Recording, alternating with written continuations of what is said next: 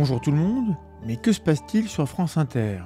Pourquoi cette vidéo? Qu'est-ce qui se passe? Pourquoi je m'énerve? D'abord, je suis calme. Première radio d'actualité généraliste et culturelle d'après elle-même, France Inter a une place de choix dans le paysage médiatique de notre beau pays. Quand on produit 1200 heures d'information par semaine, on commet des erreurs, forcément. Il n'est pas question ici que j'exige la perfection parce que c'est pas possible. Néanmoins, cela fait un certain temps qu'un parfum dérangeant, disons, alerte le public sensible aux questions scientifiques et notamment à la distinction entre ce qui relève des sciences et ce qui relève davantage de discours liés aux croyances et à diverses formes de spiritualité. Je précise de manière explicite que je ne veux pas demander aux radios d'éliminer les discours de croyances ou en lien avec la spiritualité. En revanche, je pense que nous méritons tous que ces discours ne soient pas présentés comme scientifiques, comme émanant d'experts disposant d'une compétence reconnue dans leur domaine. C'est important de faire cette distinction, d'autant plus quand c'est sur le service public. Penchons-nous sur le problème. Le plus évident, parce qu'il y en a plusieurs, le plus évident est la place royale que la psychanalyse occupe à l'antenne. C'est bien simple, j'ai pas de graphe. Au doigt mouillé, il me semble bien que les experts, réels ou imaginaires, qui passent sur la radio pour parler de psychologie, eh ben, ils sont toujours psychanalystes. Et ça, c'est une anomalie, en fait. Et si les gens ne se rendent pas compte, c'est encore plus grave. C'est vachement grave si personne ne se rend compte que c'est une anomalie, puisque cette doctrine, la psychanalyse, est largement non scientifique, qu'elle est disqualifiée dans le monde académique mondial, et qu'elle fonctionne comme une religion, et continue d'avoir des prétentions thérapeutiques frauduleuses et un impact catastrophique sur les familles touchées par l'autisme, par exemple. Ça a des conséquences. Et dans le problème de la psychanalyse, on va faire un focus, on va faire un zoom, on va parler de Françoise Dolto, grande prêtresse de la psychanalyse. Elle jouit encore aujourd'hui d'une grande considération dans certains milieux. Et ça aussi, c'est une anomalie, parce que Françoise Dolto a tenu au fil des années des propos qu'il semble franchement impossible de justifier, me semble-t-il. Voici un petit florilège des déclarations de cette grande dame. J'ouvre grand les guillemets. Vous savez que la mort subite du nourrisson survient très souvent lorsqu'ils avalent leur langue, comme si la souffrance et la solitude les poussaient à vouloir retourner à la vie fétale. Autre exemple, l'enfant autiste est télépathe. J'ai l'exemple d'une petite fille autiste de 5 ou 6 ans. Sa mère me racontait que lorsqu'elle voyageait avec elle dans le train, c'était intolérable parce que cet enfant parlait toute seule et elle disait la vérité des gens qui étaient dans le compartiment. Une fois, une voisine disait à sa mère « Je vais à Paris voir mon mari ». Et l'enfant coupait « C'est pas vrai, c'est pas son mari, c'est un monsieur que son mari connaît pas ». Elle parlait avec une voix bizarre, sans poser son regard, dans un habitus de somnambule. Fin de citation. Mais j'ai encore pire. J'ai même pire et sale. Je vais vous lire que quelques-uns des passages les plus incroyables du livre « L'enfant, le juge et la psychanalyste » d'André Ruffiot et Françoise Dolto, publié en 1999 chez Gallimard, même si Dolto est morte en 1988. Sur plusieurs pages, il est question d'inceste, de viol d'enfants et de mauvais traitements. Page 52 à propos d'une enfant violée. La juge. Mais on sait très bien que cet enfant est battu, qu'elle a été violée. Dolto. Oui, et d'ailleurs, qu'elle le provoque. Je ravale mon vomi. Page 53, à propos des enfants violés et battus, Dolto, les enfants sont responsables de laisser les parents commettre un acte qui les avilit dans leur relation à leur enfant. Page 84, Dolto toujours, les enfants ont des désirs pour les adultes. Ils piègent les adultes à cause de ça. Ils n'ont que ça à penser, à provoquer l'adulte. Fin de citation. Je vous laisse un petit peu de temps pour aller vomir éventuellement. Ça va mieux? Bon, désolé, désolé.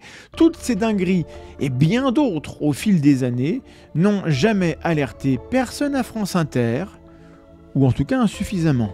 En 2013, France Inter fêtait ses 60 ans et se félicitait de la sorte, je cite, « Depuis 50 ans ou presque, on entend parler de psychanalyse sur France Inter ». C'est ainsi que Françoise Dolto a eu son divan dans notre studio pendant de nombreuses années. L'anniversaire de votre radio vous permet de revisiter l'héritage de Dolto et de ses enseignements. Voilà, en 2013, alors que le torchon date de 99, tout était publié, tout était su par tout le monde. Mon sentiment personnel, c'est que ça mériterait des excuses de France Inter. Revenons au présent. Revenons à 2023, l'an dernier, durant tout l'été, la pédopsychologue d'obédience psychanalytique Caroline Goldman a eu libre antenne pour une chronique qui était l'occasion d'une autopromotion constante et d'une farandole de propos éclatés sur le TDAH, l'éducation positive, la dysphorie de genre, les HPI, la dépression et j'en passe, des propos qui ont choqué des professionnels de la santé mentale. Ça a un peu jasé. Ça a même forcé la médiatrice de Radio France à publier un billet qui tentait de limiter la casse sans jamais reconnaître qu'il faudrait, peut-être, que l'antenne se débarrasse des faux experts qui déblatèrent en dehors de toute espèce de rigueur intellectuelle.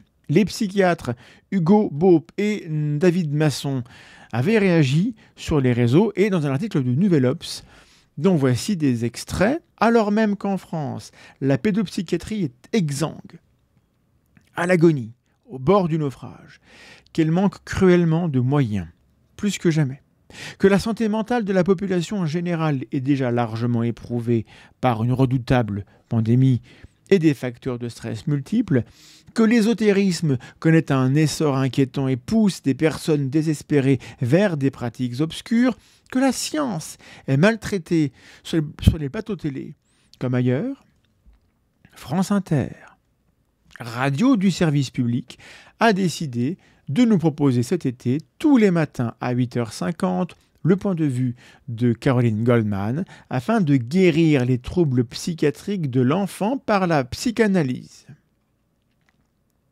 Malheureusement, il suffit de quelques secondes d'attention pour comprendre que la psychologue n'adopte en rien une démarche critique, mesurée, humble. Ses propos, assénés comme de grandes certitudes existentielles, ne s'embarrassent d'aucune source scientifique, alors même que les enjeux sont grands. Il s'agit, en passant, de la santé de nos enfants qu'elle promet de révolutionner. Pour Madame Goldman, donc il cite sa chronique, la psychanalyse guérit l'enfant, là où les neurosciences ne lui permettent que de s'acclimater avec ses troubles. Sans aucune nuance, elle définit de manière affirmée que le développement normal de l'enfant passe forcément par les 5 stades suivants, identitaire, dépressif, narcissique, limite ou oedipien, à condition qu'il soit suffisamment heureux. Alors que les rapports les plus récents nous alarment sur la santé mentale des enfants, que leurs troubles psychiatriques sont sous-diagnostiqués et sous-traités, Madame Goldman nous propose de fermer les yeux et d'imaginer un monde alternatif. Un monde dans lequel la dépression serait une maladie de l'amour qui signe toujours un manque de présence. Dans ce monde, toujours, le trouble du déficit de l'attention avec ou sans hyperactivité, le TDAH, serait une invention des laboratoires pharmaceutiques pour écouler impunément leur stock de Ritaline. Une réalité alternative qui expliquerait la transidentité et la dysphorie de genre par la volonté cachée, inavouée, inconsciente, de vouloir remettre ensemble des parents séparés ou bien de venir réparer un père pas assez masculin ou une mère insuffisamment féminine. Madame Goldman décrit les psychanalystes lumineux et humanistes comme un peuple d'opprimés faisant l'objet d'une haine viscérale de tout temps et nous explique qu'ils refusent de se défendre face aux attaques des ignorants, du fait d'un mystérieux devoir de réserve dont on ne comprend pas tellement les contours. Mais Madame Goldman ne s'offusque pas d'avoir 40 émissions sur une radio publique à une heure de grande écoute, sans aucun contradicteur en face pour souligner le peu de fondement scientifique de ses propos. Fin de citation. Dans cette tribune, les deux psychiatres reviennent sur la dépression pour expliquer ce que c'est et ce que ce n'est pas, et nous en avons besoin, puisque France Inter nous désinforme. Le problème de ces chroniques, effectivement, merci pour le rappel de ce souvenir douloureux de l'été dernier, en 2023.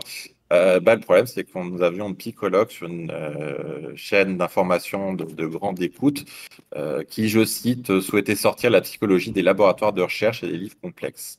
Et là, on a eu droit à un joli festival de négation des troubles psychiques, d'apports psychanalytiques divers, je dirais présentés comme seule alternative thérapeutique sérieuse aux nombreuses personnes qui ont des problèmes. Alors, je vais citer en vrac le TDAH est surdiagnostiqué, les médicaments sont inventés par les labos en fait pour cette maladie imaginaire, qui est, je cite, une solution facile et rentable pour mal soigner une lutte antidépressive. Donc on voit un peu quand même le niveau de désinformation que l'on a, qui est asséné à plusieurs millions d'auditeurs. Et si on n'est pas un minimum, je dirais, acculturé, le danger, c'est de ne pas aussi bénéficier, de demander les soins recommandés qui existent et que les gens méritent d'avoir.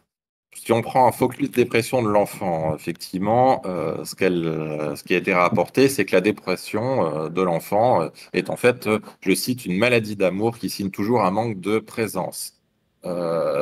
C'est dangereux de présenter les éléments comme ça, puisque la dépression est une maladie sérieuse, hein. On passe souvent à la dépression de la maladie d'adulte, mais ça existe chez le nourrisson, chez l'enfant, chez l'ado.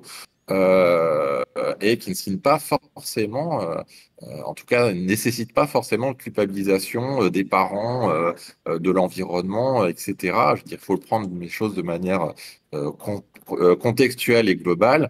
Le présenter uniquement sur un prisme du manque d'amour et de responsabilisation est un problème grave à la fois pour les enfants qui ne sont pas forcément bien pris en charge et puis aussi pour les parents désignés comme étant les fautifs de ce problème-là. Et en santé mentale, on lutte beaucoup contre cet aspect-là. C'est l'aspect de ne pas non plus responsabiliser à outrance les familles. Ça fait énormément de dégâts et c'est en plus contre-productif.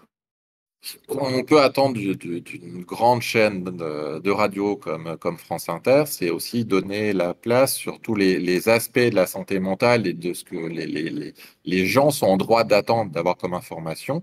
La psychanalyse n'est pas la seule alternative sérieuse, loin de là, pour la prise en charge des troubles psychiques. On nous sort souvent le faux dilemme de la psychanalyse ou les psychotropes. Psychanalyse versus neurosciences présentée comme une approche complètement déshumanisée et prenant pas en compte la sécurité du sujet, c'est un vrai problème de présenter les choses comme ça. On a des techniques qui existent, qui sont sérieuses, qui permettent de bien prendre en charge les personnes souffrant de troubles psychiques, et ils sont nombreux. Ce qu'on a besoin, nous, c'est de pouvoir promouvoir la discipline, à quel point aussi c'est important de pouvoir renforcer la psychiatrie en compétences, à la fois scientifiques, sérieuses, pouvoir les approches de psychologie, de pharmacologie, des techniques spécifiques, je pense à la remédiation cognitive par exemple. Ça a des impacts au niveau politique et des choix qui sont faits en termes de santé publique. Et présenter uniquement la santé mentale sur l'aspect de la psychanalyse a des conséquences directes politiques derrière, dont on ressent les effets négatifs, je dirais, sur le terrain. En mettant à l'honneur constamment, tous les jours, des psychanalystes, France Inter est coupable d'empêcher les Français de comprendre une distinction cruciale.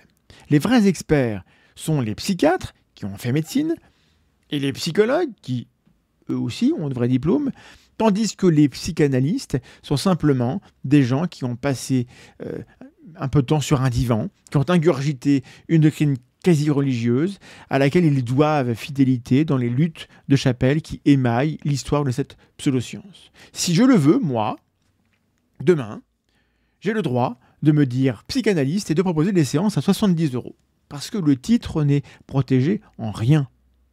C'est comme psychopraticien. Ça veut rien dire. Le nom psychothérapeute est protégé de nos jours maintenant. Et si on ne protège pas les noms, les charlatans s'en emparent. Mais la psychanalyse est-elle autre chose qu'une charlatanerie? On peut se le demander. En tout cas, c'est une pseudoscience. Alors certes, elle peut faire du bien à des gens peu malades, qui ont besoin surtout de parler d'eux ou de donner du sens à des moments de leur vie. Mais ce n'est pas une discipline qui répond aux exigences de la science et il n'existe aucun moyen, vérifiez chez vous, de départager deux psychanalystes en désaccord sur ce qui est de la bonne psychanalyse ou de la mauvaise psychanalyse. Et ça veut tout dire en fait. L'Express vient de sortir un gros dossier sur le sujet qui a beaucoup déplu à des tas de gens habitués des plateaux de France Inter. Sur la tronche en biais, vous y êtes, restez-y, abonnez-vous. 3 vidéos déjà traitent de ce sujet. Ils sont en description, profitez-en parce que c'est vachement gratuit. Notez que cet été, sur France Inter, c'est Stanislas Dehaene qui a eu le droit à une chronique intitulée « Une idée dans la tête ». Et ça c'est bien, parce que jusqu'à aujourd'hui, ce monsieur a donné tous les signes d'une expertise authentique. Il publie des travaux de recherche et il ne sort pas des dingueries toutes les 3 phrases, ce qui est un peu rafraîchissant. Alors merci beaucoup aux gens de l'équipe de France Inter qui ont initié ce changement, pourvu que cette sensibilité puisse devenir majoritaire pour que l'antenne soit vraiment totalement respectable. Mais la promotion éhontée de la psychanalyse n'est pas le seul problème de France Inter. Tenez, le 11 août par exemple, une petite chronique sur les cystites nous parle gentiment de plantes qui aideraient à désinfecter les voies urinaires, la bruyère par exemple, à la place de la bruyère je suppose, et la busserolle. Des conseils qu'on ne trouve que sur des espaces alternatifs, déjà, bon, donc déjà méfiance, mais pire que ça, quand la naturopathie ne suffit plus, on nous suggère d'aller voir un ostéopathe. Ne faites pas ça. Ne faites pas ça. Une cystite mal soignée, ça peut dégénérer, c'est parfaitement sérieux. Les ostéopathes, mesdames et messieurs, ne sont pas censés soigner des infections, ni toucher à vos voies urinaires. La HAS donne des recommandations de bonnes pratiques sur la cystite et l'ostéopathie ne figure nulle part. C'est pas étonnant. Et donc, ce qui se passe à l'antenne, c'est très gênant. Et ce qui ne l'est pas moins, parce que là, on parle d'un truc qui s'est déroulé il y a 10 jours, il y a très peu de temps, ce qui n'est pas moins, c'est que sur Twitter/X, les messages qui signalent à France Inter que ce conseil est irresponsable ont tous été masqués par le responsable de communication, la personne qui gère le compte Twitter X de la radio. Je répète, France Inter donne la parole à une soi-disant experte qui donne un conseil très mauvais en santé et ensuite on censure les messages qui signalent le problème. Depuis le tweet de France Inter a été supprimé, mais la chronique est toujours là. Ça, c'était le 11 août. Bien. Le 14 août, France Inter reçoit Charlène Descolonges, ingénieure hydrologue, pour parler de la gestion de l'eau en agriculture. Alors, elle n'est pas agronome, mais pourquoi pas? On l'entend déplorer que le modèle français serait en retard face au changement climatique. Et elle dit « Il n'est pas du tout adapté au futur du climat. On n'a jamais pris en considération des sols. Ils sont morts. Nos sols ne sont plus capables d'absorber toute cette pluie qui va s'abattre en un temps record. Et ces sols ne sont plus capables non plus de retenir l'eau en temps de sécheresse. » Fin de citation. Et c'est dommage, car les sols des agrosystèmes ne sont pas morts du tout, surtout si on évite de labourer tous les ans. Ce passage a suscité des critiques sur Twitter/X, et là aussi, le service public a choisi de faire disparaître, de masquer les messages critiques. Et je ne vous cache pas que c'est ça qui m'a incité à faire cette vidéo. C'est la censure exercée sur Twitter par les gens qui gèrent la com de France Inter, qui m'a incité à faire en sorte qu'on puisse émettre une critique qui ne sera pas censurée. Parce que là, ils ne pourront pas le faire. Regardons d'un peu plus près cette Madame Descolonges qui a sorti cette phrase un peu qui a fait réagir. Si elle dit une telle chose, c'est peut-être en raison de croyances personnelles tout à fait bizarres au sujet de l'eau, qui pourtant est son domaine d'expertise. Quand on s'intéresse à qui parle, on peut trouver sur Internet des traces et une interview de Madame Descolonges sur le site Aquagir, un collectif très sérieux de pros de la gestion de l'eau. Voilà ce qu'elle juge bon de répondre dans l'interview. J'ai appris à nager toute seule à l'âge de 5 ans. Et comme d'autres enfants, je trouvais cela normal de dialoguer avec l'eau, les rivières, les arbres. J'ai toujours eu un lien fort avec l'élément eau. Je suis assez sensible à l'idée que l'eau porte une mémoire et une certaine énergie. Cette question est à la croisée des savoirs scientifiques et des savoirs ancestraux qui sont préservés au sein des peuples autochtones. Une question me taraude. Si la rivière avait un message à transmettre, quel serait-il ? Je pense que l'on gagnerait à rassembler ces grilles de lecture à la fois scientifiques et sensibles pour se mettre à leur écoute. Dans la même interview, elle dit également « Un nouveau paradigme émerge autour des propriétés quantiques de l'eau. La recherche scientifique est encore très balbutiante à ce sujet, mais je suis assez sensible à l'idée que l'eau porte une mémoire et une certaine énergie. » Fin de citation. On se demande comment France Inter choisit les spécialistes qui ont droit à ces micros. Et on se demande aussi pourquoi le responsable de la communication en charge du compte Twitter a une fois de plus masqué les réponses qui critiquaient les propos de l'experte du jour. Parce que, soyons clairs, le compte d'une radio publique n'a pas à fonctionner comme un compte privé avec les caprices éventuels que cela implique. On attend qu'ils soient des pros, en fait. Et j'aimerais beaucoup, moi, avoir une explication de la médiatrice de Radio France au sujet de cette censure opérée contre des tweets critiques mais non injurieux, j'ai vérifié. Et pour l'aider, je vais rappeler le contenu de la charte de confiance de Radio France, qui a plusieurs points. Les points numéro 1, 2, 3, 6 et 7 me semblent intéressants à rappeler. 1. L'information donnée repose sur des faits vérifiés. 2. Nos journalistes se fondent sur des sources crédibles. 3. Nous distinguons clairement les faits des opinions. 6. Une rectification nécessaire est apportée dans les plus brefs délais. Et 7. Nos rédactions sont à l'écoute des citoyens. Nulle part dans la charte, il n'est fait mention qu'on peut censurer les messages. Ces bonnes résolutions sont certainement sincères. Mais de toute évidence, il manque dans la maison des compétences pour savoir évaluer la qualité scientifique de la parole de ceux qu'on invite et qu'on intronise comme des experts et qui vont pouvoir hanter les médias pendant 10 ou 30 ans sur la base d'une erreur initiale que personne ne corrige.